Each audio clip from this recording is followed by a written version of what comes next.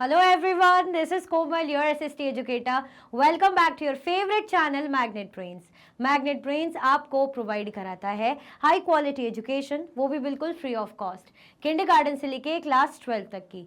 CBSE board के courses के साथ साथ आपको अदर स्टेट बोर्ड के भी कोर्सेज अवेलेबल है इन हिंदी मीडियम, जैसे कि UP board, Bihar board, Delhi board के कोर्सेज प्रॉपर सिस्टमैटिक वे में। कोई दिक्कत परेशानी आपको नहीं होगी। डेली प्रैक्टिस के क्वेश्चंस भी मिलेंगे, प्रैक्टिस भी करते जाइएगा। ई बुक्स और ई नोट्स के लिंक आपको डिस्क्रिप्शन बॉक्स में अवेलेबल है। भटकने की बात बिल्कुल भी नहीं बनती। चैप्टर 6 जैसे कि आपको दिख रहा है, बड़ा ही भक्तिमय से भरपूर ही हमारा चैप्टर था, जिसका नाम था devotional paths to the divine, है ना। इतना ज़्यादा भक्ति इस चैप्टर में मैंने पढ़ा था ना कि भक्ति कैसे की जानी चाहिए, किस तरीके की भक्ति होती है ना, कैसे हम रियलिटी को पा सकते हैं, सारी चीज़ें हमने इस चैप्टर में देखी थी। तो फटाफट से पहले आप क्या कर दो, लाइक शेयर करो जल्दी से। फिर हमारे पास क्या है, मैच द कॉलम है ना, लाइक शेयर कर दीजिए। फिर क्या है, मैच द कॉलम, और बढ़िया से 7 आपके पास हैं जिनको मैच करना है आपको। देखो, नयनार, शंकरा, गुरु अंगद, साम, वीराशिवज्म, रक्स, अलवर। अब उसके सामने क्या है, Advaita, Akkamahadevi, worship of Vishnu, singing, dancing, Gurmukhi, worship of Shiva. अब देखो, मैच करो। ये बहुत ही इजी है और बहुत ही इंपॉर्टेंट भी है, साथ में पता चल जाएगा किस किस के लिए कौन सा है इस बहाने, है ना। चलो, नयनार्स को आप किससे मैच करना चाहोगे? कौन थे नयनार्स? नयनार्स और अलवर्स, ये दो हमने पढ़े थे। इतना आपको देख के समझ में आ गया होगा। चलो, नहीं, मैं हिंट दे ही नहीं रही हूं। क्यों दूं मैं हिंट? इतने बार पढ़ चुके, इतने अच्छे से पढ़ाया है, तो मुझे नहीं लगता मैं हिंट देने की जरूरत है। देखो, ट्राई करो।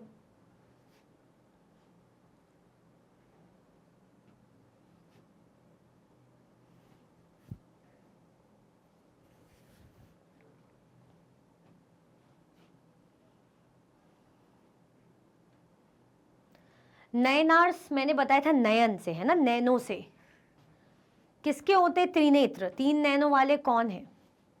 नयनार्स कौन होते हैं? शंकर भगवान के उपासक, जो शंकर भगवान की पूजा करते हैं। शंकर भगवान के उपासकों को क्या बोला जाता है? नयनार्स बोला जाता है। नाउ, अब नयनार्स पता चल गए तो अलवर्स पता चल ही जाएंगे। तो अलवर्स कौन है? मैंने बताया भी था, अलवर्स का वी से ऐसे याद कर सकते हो, विष्णु, है ना। तो वर्शिप ऑफ विष्णु, जो विष्णु भगवान की पूजा करते हैं उन्हें क्या माना जाता है? उन्हें क्या कहते हैं? अलवर्स कहते हैं। नाउ शंकरा, शंकरा कौन है? गुरु अंगद का क्या रोल है? सामा, वीराशिवज्म और रक्स। चलो, अभी हम रक्स का देखते हैं कि रक्स को आप किससे मैच करोगे। रक्स का मतलब क्या होता है? रक्स का मीनिंग क्या होता है? तो रक्स का क्या हो जाएगा? डांसिंग हो जाएगा। इसका क्या मतलब हो जाएगा? डांस करना, ठीक है। अब क्या है? वीराशिवज्म। वीराशिवज्म मूवमेंट एक हुआ था जिसमें बासवन्ना थे, और कौन थे? और एक और नाम हमने देखा था जो मैंने यहाँ दिया है, अकमहादेवी, है ना। अकमहादेवी यहाँ नाम हमने दिया है, ठीक है। तो वीराशिवज्म पे किसको जोड़ी मिलाओगे? अकमहादेवी को। नाउ अब क्या क्या बचा है? 3 हमारे पास बचे, है ना। 4 हमने कर लिए। नाउ साम, समा, तो समा किस लिए यूज करोगे? सिंगिंग के लिए। समा मतलब होता है सिंगिंग। जब हम सूफिज्म पढ़ रहे थे तो ये रक्स, सिंगिंग, ये सारी चीजें देखी थी। नाउ क्या बच रहा है? गुरु अंगद। तो गुरु अंगद कौन सी एक स्क्रिप्ट लेकर आए थे? गुरुमुखी लेकर आए थे। क्या हो जाएगा हमारा आंसर? हमारा आंसर हो जाएगा गुरुमुखी। शंकरा किसमें मानते थे? क्या थे भाई? अद्वैता में, ठीक है। ये हमारे मैच दी कॉलम है। देख लेते हैं आंसर और एक बार मैच कर लेते हैं, है ना। स्टार्ट करते हैं सी एस से, मतलब 7 से, लास्ट से। तो 7th का हमने लगाया है, सी लगाया है। तो क्या सही है 7th का सी? तो मैंने लगाया था अलवर्स, जो क्या होते हैं? विष्णु भगवान के उपासक होते हैं। तो क्या मैंने लगाया है? चलो, सही है, गुड, करेक्ट। अब उसके बाद 6th का ई लगाया, यानी रक्स का मैंने लगा दिया, डांसिंग बिल्कुल सही है। फिर 5th का बी लगा दिया, यानी वीराशिवज्म का क्या है? अकमहादेवी, तो वीराशिवज्म का अकमहादेवी मैंने लगाया है। नाउ सामा का मतलब होता है डी, यानी सिंगिंग हमने लगाया है, सामने ही सामने मैंने लगा दिया था। गुरु अंगद गुरुमुखी लेकर आए थे, यानी 3rd का एफ है, तो एफ नंबर पे गुरुमुखी है। शंकरा अद्वैता, यानी 2nd का ए होना चाहिए, तो 2nd का ए है। नयनार्स, यानी जो शंकर भगवान के उपासक होते हैं, यानी 1st का जी होना चाहिए, तो 1st का जी है। तो ये आपके आंसर में पीछे हो जाती है। अब स्क्रीनशॉट ले लो, है ना। ये इंपॉर्टेंट है। ये क्या है? ये इंपॉर्टेंट है। पता होना चाहिए नयनार्स अलवर कौन है, पता होना चाहिए गुरु अंगद का रोल क्या है, पता होना चाहिए वीराशिवज्म मूवमेंट में कौन कौन थे। क्लियर? चलो आगे बढ़े। ओके, एंड फॉल्स है अब आपके सामने। The Vaishnava poet sant of Maharashtra such as Jnaneshwar, Namdev, Eknath and Tukaram were devotees of lord Vitthala. जो वैष्णवा पोइट्स थे, जैसे कौन से हो गए, संत महाराष्ट्र के हो गए, जैसे जनेश्वर, महादेव, नामदेव, एकनाथ, तुकाराम, ये लॉर्ड विठला को मानते थे, उनके भक्त थे। सही है क्या? लॉर्ड विठला के भक्त थे। इज इट ट्रू और फॉल्स?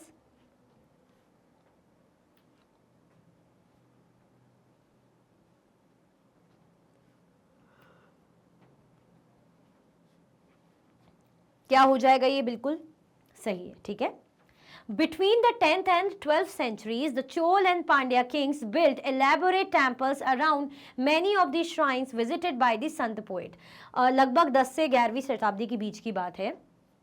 चोल और पांड्या जो किंग थे, उन्होंने क्या बनाए? अच्छे एलैबोरेटेड टेम्पल्स बनाए, है ना, और बहुत सी ऐसी श्राइन्स बनाई जहाँ पे संत और महात्मा पोइट्स वगैरह आते थे।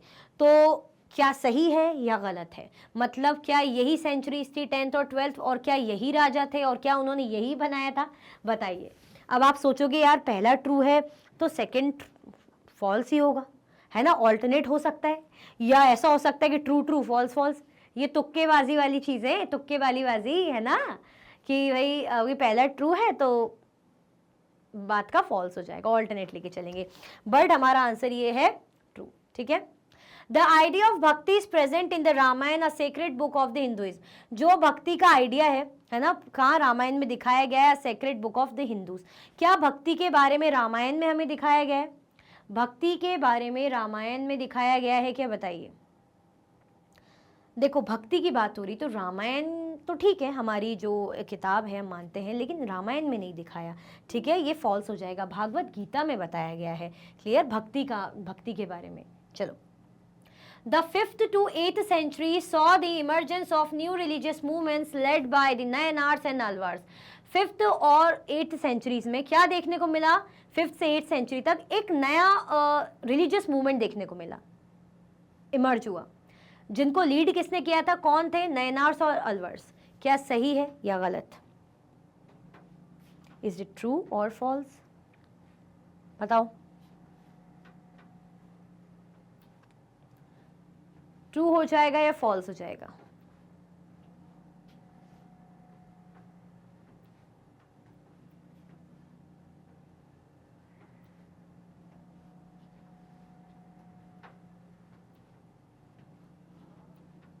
ट्रू है या फॉल्स है? जल्दी जल्दी से बता दीजिए।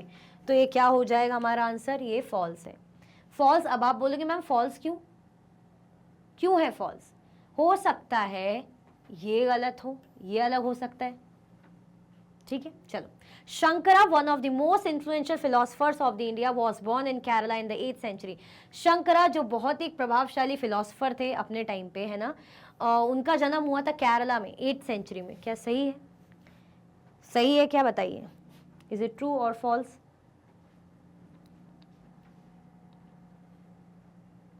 ट्रू हो जाएगा या फॉल्स हो जाएगा? जल्दी जल्दी बताइए।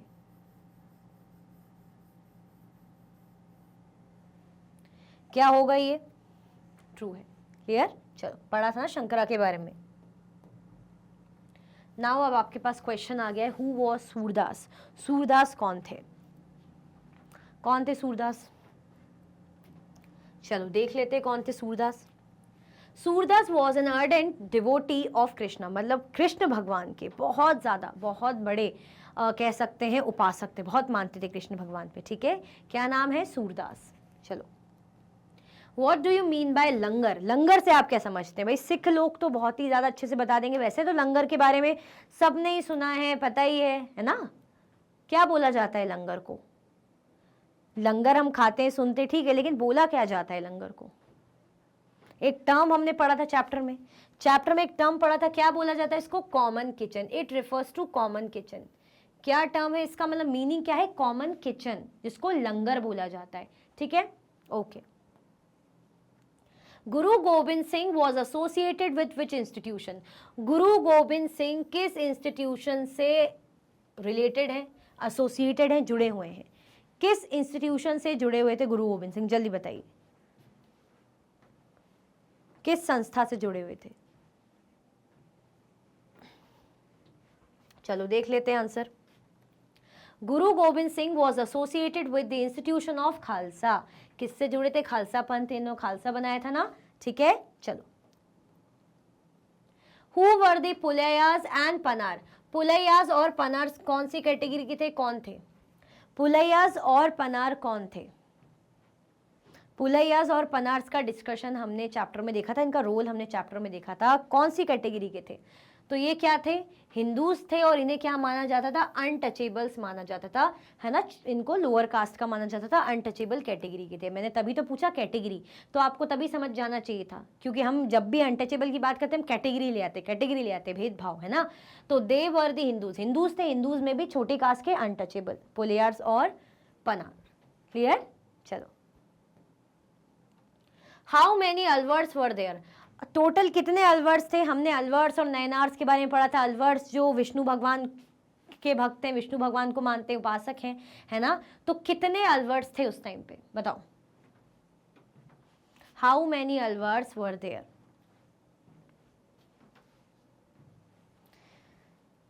There were 12 Alvars in all. कितने थे? 12 अलवर्स थे, ठीक है, 12 अलवर्स थे। चलो, वॉट इज गुरु ग्रंथ साहिब। गुरु ग्रंथ साहिब क्या है? क्या है भाई गुरु ग्रंथ साहिब? क्या देखा था इसके बारे में हमने गुरु ग्रंथ साहिब के बारे में? जल्दी से देख लेते हैं। गुरु Granth Sahib is the holy scripture of the Sikh.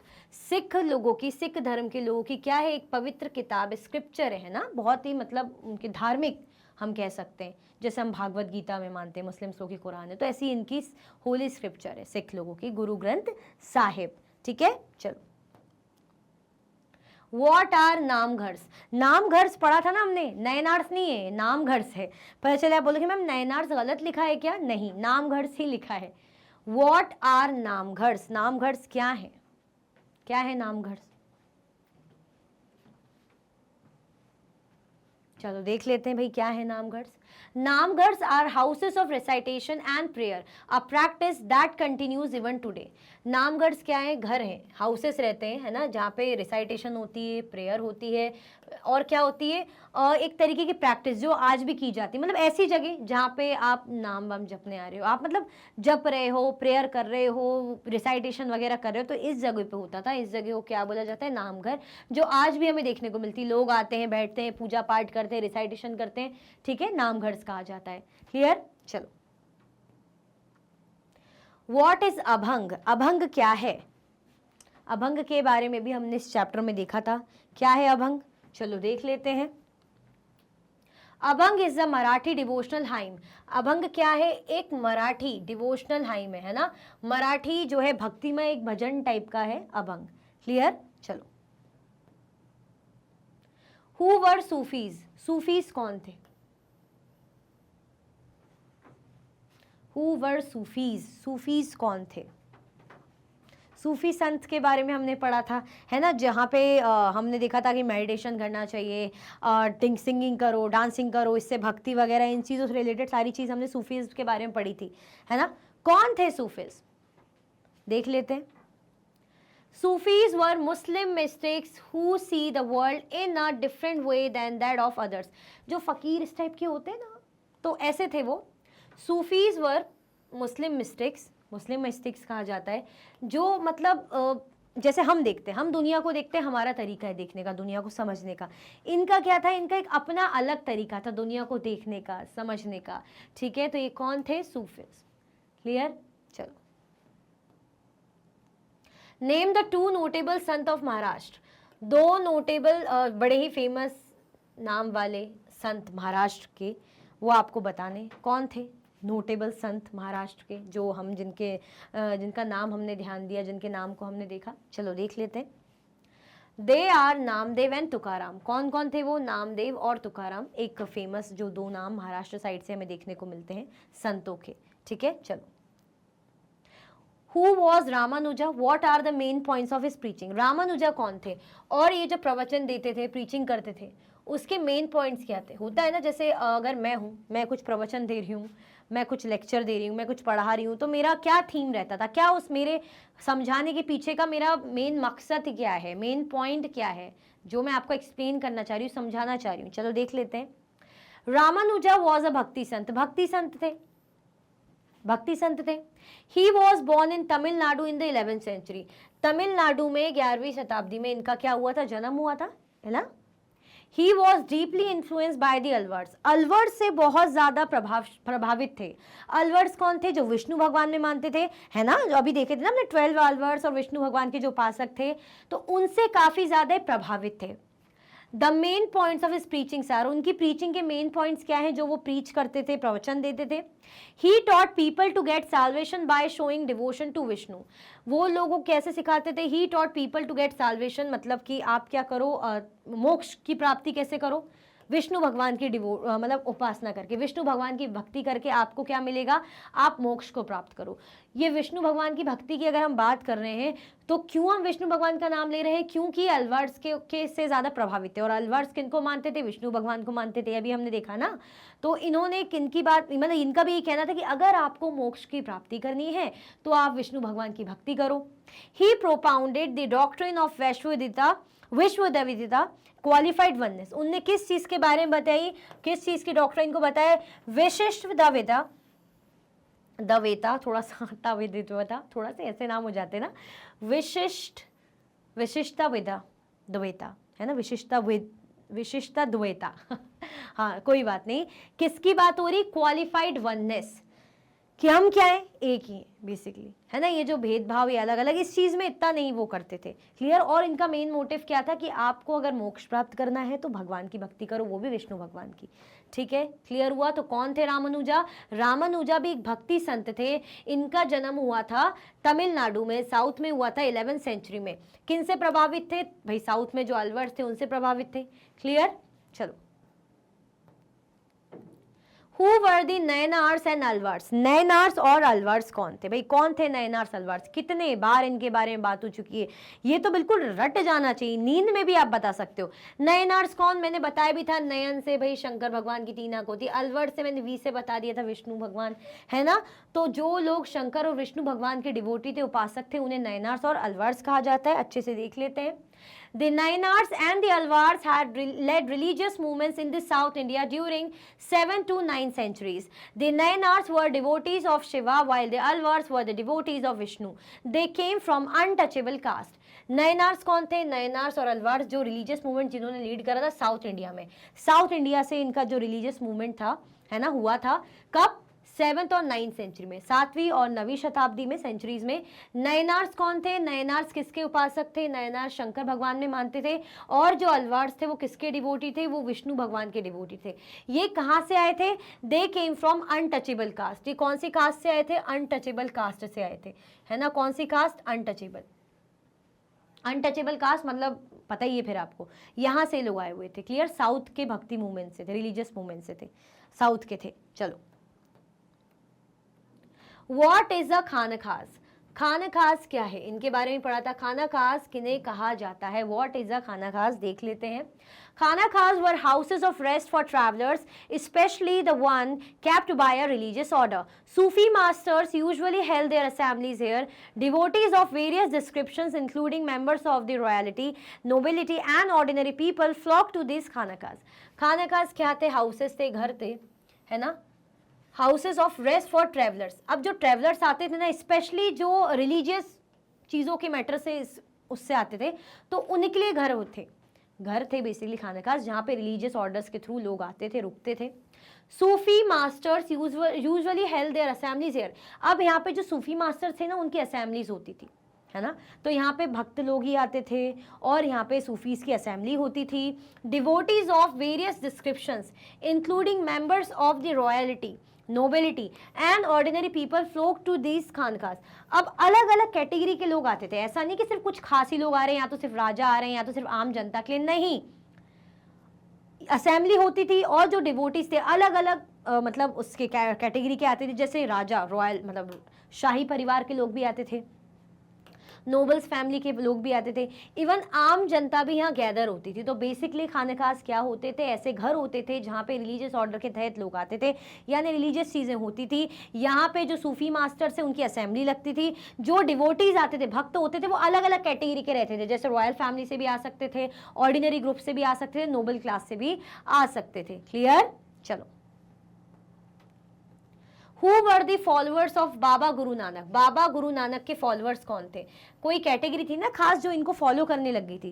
बाबा गुरु नानक का क्या कहना था कि मुझे ऐसे लोग फॉलो करें, मतलब जो बहुत मेहनत करते, मेहनती होते, इस तरीके से हमने देखा था, तो इसी टाइप की कैटेगरी ने फॉलो करती थी।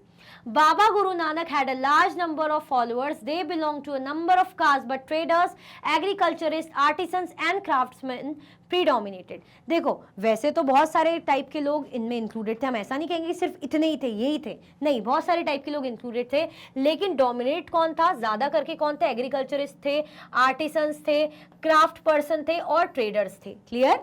कोई कंफ्यूजन, दिक्कत तो नहीं है? चलो, Why was the Mughal emperor Jahangir hostile to the Sikh community? क्यों जो मुगल एम्परर थे जहांगीर, है ना, सिख कम्युनिटी से इतना नाराज, या ऐसा कह सकते डरे हुए या चिड़े हुए, इस टाइप का थोड़ा हो जाता ना कि चिड़ होने लग जाती है, डर सा कि भाई इनका दहशत ना कायम हो जाए, इनका रूल ना, मतलब ऐसा होता है कि भाई ये आ गया है, कहीं ये मुझसे आगे ना पहुंच जाए, ऐसा थोड़ा लगता है ना। ऐसा क्यों था जहांगीर को, क्या रीजन था? चलो देख लेते हैं। Amritsar had developed around the central gurudwara known as Harmandir Sahib the Golden Temple, है ना। अमृतसर क्या था? Had developed around the central gurudwara, Amritsar central gurudwara में डेवलप्ड हुआ था, जिसको हरमंदिर साहिब भी कहा जाता था। वहाँ पे सेंट्रल गुरुद्वारा बना था, हरमंदिर साहिब यानी गोल्डन टेम्पल बना था, ठीक है, अमृतसर में। अब it was virtually a self-governing body and the modern historian refers to the early 17th century Sikh community as a state within state. अब ये क्या था? Self governing body. ऐसा नहीं कि इसको कोई रूल कर रहा है, इनको इनके हिसाब से चल रहा है, जैसे ये लोग हैं, ये लोग अपने अकॉर्डिंग इसको मेंटेन मैनेज कर रहे हैं। और जो मॉडर्न हिस्टोरियंस है ना, इन अर्ली 17th सेंचुरी जो सिख कम्युनिटी है, ऐसा बोलने लग गए थे, इन्होंने क्या बना लिया? स्टेट के अंदर ही एक स्टेट बना लिया, राज्य तो है और राज्य के अंदर एक और राज्य बना लिया, ठीक है, ऐसा ही कह रहे थे। This made the Mughal emperor Jahangir hostile to the Sikh community, और जिसके कारण जो मुगल एम्परर थे जहांगीर, उन्हें गुस्सा आ गया, है ना, या जो भी है कि भाई ये लोग अपनी पावर धीरे धीरे स्प्रेड कर रहे हैं, इन्होंने गोल्डन टेम्पल बना लिया है और सेल्फ गवर्निंग बॉडी है ना, ऊपर से ऐसा लग रहा है कि भाई ऑलरेडी एक जगह है, उस जगह में इन लोगों ने अपनी जगह बना ली। फॉर एग्जांपल जैसे मेरी जगह है या मेरे अंडर कुछ जगह, तो वहाँ पे इन्होंने अपना एरिया, मतलब अपनी टेम्पल या कुछ ऐसा बना लिया जहाँ ये लोग रूल कर रहे हैं, अपने हिसाब से कर रहे हैं। तो इसी कारण से जो जहांगीर है ना, काफ़ी ज़्यादा सिख कम्युनिटी से हॉस्टाइल हो रहे थे ना, चिड़ या इस तरीके से हम कह सकते हैं। क्लियर? चलो, How many Nayanars and Alvars were there and compilations of their song? कितने नयनार्स और कितने अलवर्स थे, और उनके सॉन्ग्स के कंपाइलेशंस भी हमें बताने हैं। सॉन्ग्स इन्होंने कंपाइल किए थे, है ना। नयनार्स अलवर्स मैंने बोला है, ये इंपॉर्टेंट है, नयनार्स अलवर्स पे क्वेश्चन जो है आ सकता है, ज़्यादा टफ भी नहीं है, देख लेते हैं। There were 63 Nayanars who belonged to different social backgrounds such as potters, untouchable workers, peasants, hunters, soldiers, Brahmins and chiefs. Nayanars कितने थे? Nayanars 63 थे, है ना, जो किससे बिलोंग करते थे? डिफरेंट सोशल बैकग्राउंड से थे। ऐसा नहीं कहेंगे हम कि सिर्फ रिच लोग थे, अपर क्लास के लोग थे, या सिर्फ ब्राह्मण से, नहीं, अलग अलग बैकग्राउंड्स के लोग थे, चाहे पॉटर्स हो गए, अनटचेबल वर्कर्स हो गए, पीजेंट्स हो गए, हंटर्स हो गए, सोल्जर्स हो गए, ब्राह्मण्स हो गए, चीफ, हर कैटेगरी के लोग इसमें इंक्लूडेड थे। किसी भी प्रकार का इनइक्वालिटी नहीं थी क्लासेस के बीच में। The best known among them were अपर, समंदर, सुंदरार एंड मणिकवा सागर, और उनमें से जो बेस्ट हम कह सकते कौन से थे फेमस? अपर था, समंदर था, सुंदरार था और मणिकवा सागर था। There are two sets of compilation of their songs. अब इनके जो सॉन्ग्स इन्होंने कंपाइल करे थे, कौन से थे? तेवरम एंड तिरुवक्कम। कौन से थे कंपाइलेशन? तेवरम और तिरुवक्कम। अलवर्स कितने थे? अलवर्स 12 थे, 12 अलवर्स थे, who came from equally divergent background, जो कैसे इक्वली डाइवर्जेंट बैकग्राउंड से आए थे। उनमें से फेमस कौन से? पेरी अलवार, उनकी बेटी अंडल और टोंडरे पुड्डी अलवार, थोड़े से ऐसे नाम होते ना इनके, एंड नमलवार। उनका सॉन्ग कंपाइलेशन क्या था? दिव्य प्रबंधम, ठीक है, मतलब 63 नयनार्स थे, 12 अलवर्स थे। नयनार्स हमें पता है शंकर भगवान के उपासक, अलवर्स कौन है? जो विष्णु भगवान के उपासक है। इनमें क्या थे? अलग अलग कैटेगरी के लोग थे, यहाँ भी यही था, ठीक है। अब यहाँ पे इनके जो बेस्ट नोन जो कंपाइलेशन हम कह सकते हैं, तो कौन से थे? तेवरम, तिरुवक्कम, और अलवर्स के क्या थे? दिव्य प्रबंधम। क्लियर? चलो, right a brief note on new religious developments in north India. North India में क्या क्या नए धार्मिक जो है डेवलपमेंट्स हुए, क्या क्या नए जो रिलीजियस संत वगैरह क्या क्या आए उनके बारे में हमें ब्रीफ में लिखना है, क्योंकि हर जगह ओवरऑल इंडिया के हर हिस्सों में कहीं ना कोई ग्रो इमर्ज हो ही रहते हैं रिलीजियस मूवमेंट्स। वो टाइम ही भक्ति मूवमेंट्स का था, हम ये कहेंगे। क्लियर, क्योंकि चैप्टर ही हमारे यही ना, डिवोशन भक्ति वगैरह का। चलो, a new wave of bhakti movement erupted during the 13th century. This was an age when Islam, Brahminical, Hinduism, Sufism, various stands of bhakti, the Nath Panthis, Siddhas and Yogis influence one another. बहुत सारी variety हमें देखने को मिलेगी। हमें इस्लाम भी मिलेगा, हमें ब्राह्मणिकल हिंदुइज्म में मिलेगा, सूफिज्म का रोल भी मिलेगा, भक्ति के बहुत सारे अलग अलग जैसे नाथपंथी, सिद्धास, योगी बाबा, ये सब दिखेंगे हमें। और ऐसा नहीं कि सबका अपना अपना यूनिक कुछ है, ठीक है थीम है, अपनी यूनिक सोच है, अपनी यूनिक, लेकिन एक दूसरे से लिया हुआ है, ये हम कह सकते हैं, है ना। कुछ इनने इनसे कुछ सीखा, इनने इनसे कुछ देखा। Clear. The main reason was that the ordinary strata of the society, such as craft person, peasant, traders, etc., showed their interest in listening to these new sant. Main reason क्या था कि जो हमारी ऑर्डिनरी आम जो जनता थी, जैसे craft person हो गई, पीजेंट्स हो गए, ट्रेडर्स हो गए, उन्होंने इनको सुनने में अपना बहुत इंटरेस्ट दिखाया। ये जो नए नए संत आए, संत महात्मा थे, इनको सुनते थे, इनको बड़ा इंटरेस्ट आता था। द नोटेबल संत, जो एक बड़े ही हम नोटेबल संत की बात करते हैं, जैसे कौन हो गए, कबीर हो गए, बाबा गुरु नानक हो गए, उन्होंने ये जो ऑर्थोडॉक्स, जो दखियानूसी जो चीज़ें बनी हुई थी ना, रिलीजन्स, धर्म वगैरह, ऐसा है हिंदी धर्म है, वो धर्म, इसको पसंद नहीं करते थे। Tulsidas and Surdas accepted existing beliefs and practices but wanted to make these accessible to all. देखो, गुरु नानक तो साफ सीधी बात है, वो पसंद नहीं करते थे इनको, ये जो धर्मों कर्मों की चीज़ें बनी हुई थी। लेकिन कौन थे, किन की बात हो रही, जैसे तुलसीदास और सूरदास थे, तो ये इन चीज़ों में मानते थे कि भाई ठीक है, ये एग्जिस्टिंग बिलीव्स हैं, आस्थाएं हैं लोगों की, लोग अपनी चीज़ें मानते हैं, उसको परफॉर्म करते हैं, मतलब उसको प्रैक्टिकली करते हैं, उसको अपने हिसाब से समझते हैं, लेकिन वो इस चीज़ का ध्यान रखते हैं कि सब तक पहुँचे, सब तक बराबर होनी चाहिए ये चीज़। ऐसा नहीं कि किसी को हो रही है, किसी के पास है, किसी के पास नहीं है। क्लियर। तो नॉर्थ में ये सारे इंपॉर्टेंट हमें लोग देखने को मिलते हैं। क्लियर। चलो, Tulsidas conceived of God in the form of Rama who wrote Ramcharitmanas in praise of him। अब तुलसीदास वो किनके भक्त थे, किनको पसंद करते थे, भाई राम भगवान को, है ना, तो उनके बारे में उन्होंने, उनके उपासक थे, उनके डिवोटी थे राम भगवान के। Surdas was an ardent devotee of Krishna. Surdas किसके भक्त थे, भाई कृष्ण भगवान के। सब अपने अपने अकॉर्डिंग अपने अपने भगवानों के भक्त थे, जिनको जो पसंद। His compositions compile in the सुर सागर, सुर सरवली एंड साहित्य लहरी एक्सप्रेसेस हिज डिवोशन। देखो इस चीज में आपको क्या दिखेगा, सूरदास है तो हर चीज एस से आ रही है ना। कॉमन क्या देखा हमने, सूर सागर हो गया, सुर सरवली हो गया, साहित्य लहरी हो गया, जिसपे इन्होंने अपनी भक्ति दिखाई, अपना डिवोशन दिखाया है। Shankar Deva of Assam emphasize devotion to Vishnu and compose poems and plays in Assamese. जो शंकर देवा थे, आसाम के थे वो उन्होंने अपनी भक्ति किनके प्रति दिखाई, विष्णु भगवान के प्रति दिखाई, और उन्होंने काफी पोएम्स और प्लेज जो है आसामीज भाषा में भी लिखी। Beside Surdas, Dadu Dayal, Ravidas and Mirabai are worth mentioning about their role in bhakti movement. अब इनके अलावा किनके अलावा की बात हो रही है, जैसे दादू दयाल, रविदास, मतलब ये साथ में इनके मीराबाई, इनका भी रोल हमें भक्ति मूवमेंट में देखने को मिलता है नॉर्थ साइड से। क्लियर। मीराबाई वगैरह इनके बारे में हमने बहुत अच्छे से पढ़ा ही है। क्लियर, आया समझ में। चलो ओके, अब लास्ट है हमारा केस बेस्ड क्वेश्चन, देख लेते हैं। Before his death in 1539 Baba Guru Nanak appointed one of his follower as his successor. जब डेथ ऑलमोस्ट 1539 में, अपनी डेथ से पहले बाबा गुरु नानक ने अपने जो सक्सेसर, आगे भाई मेरी गद्दी पे कौन बैठेगा, जो मेरे आगे रहेगा मेरे बाद, तो उनके एक फॉलोअर थे, उन्हें गद्दी पे बिठाया। His name was Lehna but came to be known as Guru Angad. उनका नाम क्या था, लहना था, उनको क्या बोलने लग गए, Guru Angad, signifying that he was a part of Baba Guru Nanak himself. वो ये दिखाया गया कि भाई ऐसा मानने लगे कि वो खुद ही बाबा गुरु नानक है। ठीक है, फॉलोअर थे बाबा गुरु नानक के।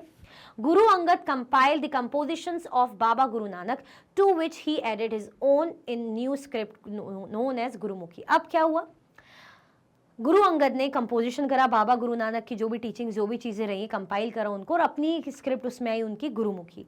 The 3 successor of Guru Angad also wrote under the name of Nanak. जो 3 सक्सेसर थे, गुरु अंगद के भी सक्सेसर थे, जैसे गुरु नानक के सक्सेसर गुरु अंगद, तो उनके भी आगे के जो लोग रहे सक्सेसर रहे, है ना, उन्होंने इस कंपोजिशन को आगे बढ़ाया जो गुरु अर्जन ने करी इन 1604 में। To this compilation were added the writings of other figures like Sheikh Farid, Sant Kabir, Bhagat Namdev and Guru Tegh Bahadur. अब इन कंपाइलेशन में और लोगों का भी हमें इन्वॉल्वमेंट दिखता है, मतलब इनका मतलब इनकी राइटिंग्स को यूज़ किया गया, इनसे कुछ लिया गया, देखा गया। In 1706, this compilation was authenticated by Guru Tegh Bahadur son and successor Guru Gobind Singh।